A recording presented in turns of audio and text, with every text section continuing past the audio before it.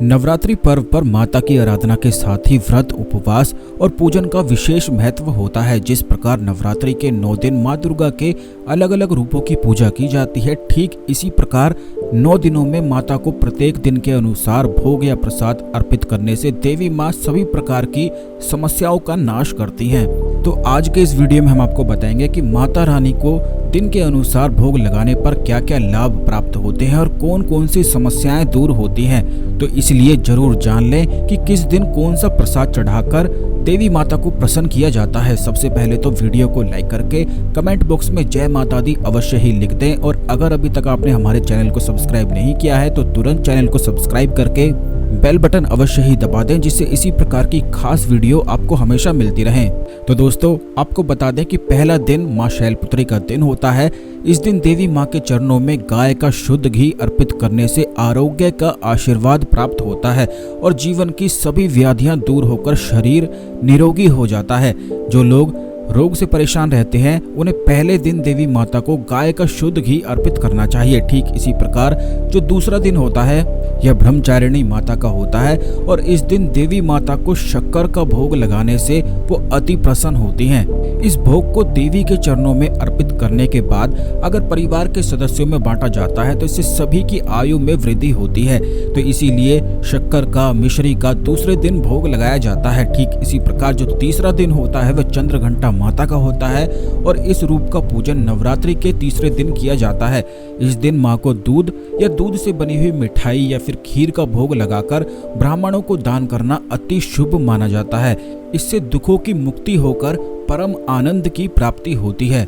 इसीलिए जो लोग अपने जीवन में बहुत ही ज्यादा दुखी या चिंतित रहते हैं तो तीसरे दिन इन चीजों को अवश्य ही ध्यान रखें। चौथा दिन जो होता है, इस दिन देवी माता को मालपुए का भोग लगाने से वो अति प्रसन्न होती हैं। इस भोग को मंदिर के ब्राह्मण को दान करना चाहिए, और ऐसा करने से बुद्धि का विकास होने के साथ साथ निर्णय शक्ति भी बढ़ जाती है।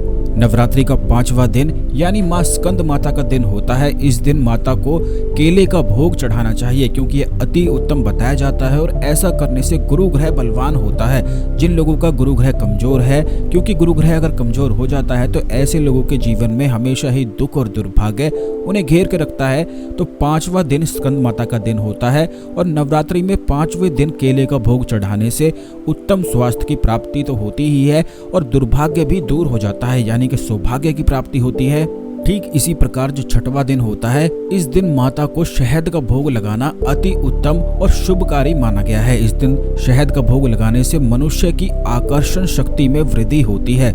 जिन लोगों में सम्मोहन की, आकर्षण की कमी होती है, जिससे वह प्यार करते हैं, वो व्यक्ति उन्हें बिल्कुल भी प्रेम अगर नहीं करता है तो 6ठे दिन नवरात्रि पर देवी माता को जो कोई व्यक्ति शहद का भोग लगाता है या फिर उनके चरणों में मंदिर में जाकर शहद थोड़ा सा लगा देता है, तो इससे उस व्यक्ति को आकर्षण शक्ति की प्राप्ति हो जाती है। नवरात्रि का 7वां दिन माँ को गुड़ का भोग लगाना चाहिए, क्योंकि 7वीं नवरात्रि पर माँ को गुड़ का भोग लगाने से और उसे बाद में ब्राह्मणों को दान करने से शोक से मुक्ति मिलती है, और आकस्मिक आने वाले जो संकट होते हैं, जो दुर्घटनाएं होती हैं, उनसे भी रक्षा होती है। इसीलिए जिन लोगों के साथ हमेशा ही कुछ ना कुछ दुर्घटनाएं बनी रहती हैं, क्योंकि काफ़ी लोग हमसे इस बारे में पूछते हैं कि उन्हें हमेशा ही कुछ ना कुछ डर सताता रहता है, कोई चिंता, कोई चीज़ उन्हें ऐसी मन में खटक जाती है, अटक जाती है, जिससे वह पूरा दिन ही परेशान रहते हैं। तो 7वां दिन नवरात्रि के दिन देवी माता को गुड़ का भोग अवश्य ही आपको लगाना है, और इसे बाद में ब्राह्मणों को दान कर देना है। किसी भी मंदिर में जाकर पंडित जी को आप इसे दान कर दें, या फिर शिव मंदिर में, देवी दुर्गा के मंदिर में जाकर पुजारी को इस गुड़ को दान करके आ जाएं। इससे संपूर्ण शोक से मुक्ति प्राप्त होती है, और जितने भी आने वाले संकट होते हैं, दुर्घटना वाली चीजें होती हैं, ये सब भी बिल्कुल टल जाती हैं। इनसे पूर्ण सुरक्षा और रक्षा प्राप्त होती है। ठीक इसी प्रकार 8वां दिन माता रानी को नारियल का भोग लगाना सर्वश्रेष्ठ बताया गया है, और नारियल का दान भी करना चाहिए। इससे संतान संबंधी सभी परेशानियों से छुटकारा प्राप्त होता है, और देवी माता की कृपा से सब मनोकामना तुरंत ही पूरी होती हैं। इसीलिए अगर आपकी कोई मनोकामना है तो 8वें दिन पानी वाला नारियल ले जाकर देवी माता के चरणों में आपको फोड़कर और उस नारियल को वहीं पर सभी लोगों को बांटना चाहिए। ऐसा करने से सभी संतान संबंधी जितनी भी परेशानियां होती हैं उनसे तुरंत ही छुटकारा प्राप्त हो जाता है और सारी मनोकामनाएं पूर्ण हो जाती हैं।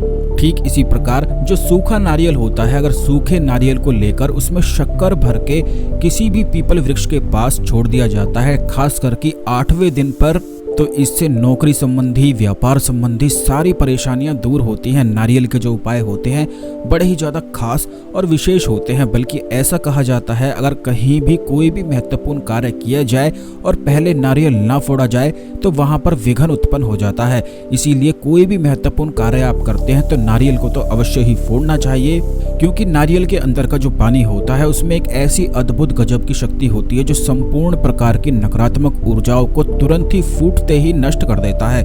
और 8वें दिन देवी माता को नवरात्रि पर उनके चरणों में ये नारियल को फोड़ा जाता है और इसी नारियल के पानी से अपने माथे पर, अपनी आंख पर, अपने पूरे चेहरे पर लगाया जाता है तो संपूर्ण शोक तुरंत ही नष्ट होकर समाप्त हो जाते हैं और भरपूर संतान सुख की प्राप्ति होती है। क्योंकि संतान सुख प्राप्त होना एक राजयोग कहा गया है। जिस व्यक्ति के जीवन में संतान सुख नहीं होता है वह बहुत ही परेशान होकर जीवन व्यतीत करता है।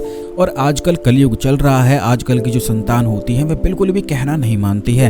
तो अगर आप चाहते हैं कि आपकी संतान आपका कहना माने, आपकी रक्षा करे, आपकी सुरक्षा करे, आपकी सेवा करे, तो ऐसे में उन्हें अच्छे संस्कार देना बेहद आवश्यक होता है, तभी वह इन सब चीज़ों को करते हैं। तो इसीलिए नारियल को अवश्य ही देवी माता के चरणों में 8वें दिन पर आप जरूर ही फोड़ा करें और चींटियों के लिए, पक्षियों के लिए कुछ ना कुछ अवश्य ही किया करें। नवरात्रि के दिन इतने विशेष होते हैं, अगर इन दिनों पर कुछ खास विशेष चीज़ों को आप नहीं करते हैं और फिर भगवान से आप ये प्रार्थना करते हैं कि हे भगवान मेरे जीवन में कष्ट क्यों है, तो इसका दोष केवल आपको ही जाता है। क्योंकि आप नवरात्रि पर जैसे खास दिन होते हैं, विशेष दिन होते हैं, इन पर भी अगर कुछ खास चीज़ों को नहीं करते हैं तो इससे तो दुर्भाग्य जीवन में आना बिल्कुल ही निश्चित होता है।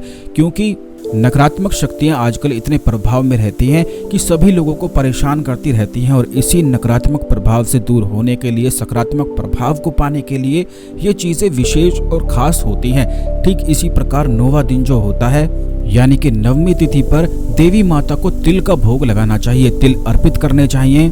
ऐसा करने से मृत्यु भय से छुटकारा प्राप्त होता है। जिन लोगों के मन में हमेशा ही कुछ ना कुछ चिंताएं बनी रहती हैं, हमेशा ही कुछ ना कुछ चीज़ों को लेकर डरते रहते हैं, कहीं ये ना हो जाए, कहीं वो ना हो जाए, तो इस बात का आपको ध्यान ये रखना है कि 9वें दिन आपको देवी माता को तिल का भोग अर्पित जरूर ही करना है। तुरंत ऐसा करने से संपूर्ण पाप नष्ट हो जाते हैं और सारी मनोकामनाएं भी तुरंत पूरी होती हैं। जो अज्ञात डर हमेशा ही मन में लगा रहता है उससे मुक्ति प्राप्ति के लिए देवी माता के चरणों में काले तिल या सफेद तिल, किसी भी प्रकार के तिल ले जाकर आप अर्पित करके आ जाएं और देवी माता से प्रार्थना करें कि हे देवी माता, आप तो संपूर्ण जगत की शक्ति देवी हैं, कृपया थोड़ी सी शक्ति मुझे भी प्रदान करो और सारे मेरे संकट को दूर करो। इसी प्रकार आपको प्रार्थना करनी चाहिए। या जो भी आपकी मनोकामनाएं होती हैं उन्हें देवी माता को अगर दिल से कहा जाता है तो तुरंत सारी मनोकामनाएं पूर्ति होती है। नवरात्रि में अगर दिल से कोई भी इच्छा को आप बोल देते हैं, मंत्रों का जाप सही से करते हैं तो ये निश्चित ही लाभकारी, शुभकारी बताया गया है। अगर आप कोई भी मंत्र बहुत ज़्यादा बड़े बड़े नहीं पढ़ सकते हैं, बड़ी बड़ी साधनाएं नहीं कर सकते हैं, तो इस बात का ध्यान रखें कि अगर आपने पूरे 9 दिन में कुछ भी नहीं करा है लेकिन 9वीं तिथि पर, 10वीं तिथि पर 10,000 भी ओम दुम दुर्गाय नमः मंत्र का जाप कर लेते हैं तो इससे बड़ा ही ज़्यादा लाभ प्राप्त होता है। चाहे आपके जीवन में कैसा भी कष्ट ही क्यों ना हो, हर प्रकार के कष्ट से छुटकारा प्राप्त होता है और निश्चित ही सफलताएं मिलती चली जाती हैं। इसलिए 9वीं तिथि या 10वीं तिथि यानी कि दशहरे के दिन भी इस खास प्रयोग को किया जाता है तो बड़ा ही ज़्यादा लाभ प्राप्त होता है। आने वाली वीडियोज़ में और भी खास चीज़ों को हम आपको निश्चित ही बताएंगे, क्योंकि हमेशा इसी चैनल में खास चीज़ें आपको बताई जाती हैं। इसलिए चैनल को सब्सक्राइब करके बेल बटन अवश्य दबा कर रखा करें, जिससे कोई भी वीडियो बिल्कुल भी मिस ना हुआ करे। इस खास जानकारी को अपने दोस्तों के साथ, सभी लोगों के साथ शेयर भी अवश्य करें, जिससे सभी लोग इस जानकारी का लाभ उठाएं। आज के लिए केवल इतना ही, अगले वीडियो में मिलते हैं। तब तक खुश रहिए, खुशी फैलाते रहिए और प्रेम से बोलिए जय माता दी।